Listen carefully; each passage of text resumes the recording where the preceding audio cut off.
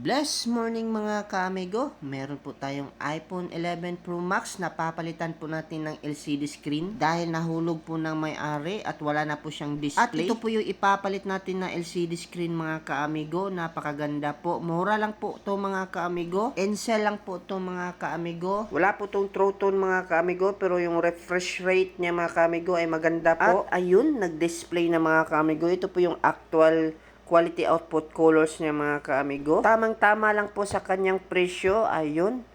Kitang-kita po mga kaamigo. Ma-smooth naman po talaga kahit mura. Nasa basket lang po natin mga kaamigo yung LCD screen ng iPhone 11 Pro Max at saka ibang iPhone. At yun, pinakita ko mga kaamigo yung smooth na swiping niya mga kaamigo. Ganito po ako mag-try. At saka hindi naman po siya madelay mga kaamigo. Yun, kitang-kita po mga kaamigo yung home button ko na nag-drag. Para sa mga sirang iPhone mga kaamigo na LCD screen, nandito lang po sa ating basket. Mura lang po mga kaamigo at napakaganda po ng kanyang quality good output colors niya mga kaamigo at saka refresh rate. Huwag kalimutan mag-follow, mag-like at mag-share mga kaamigo at mag-check out.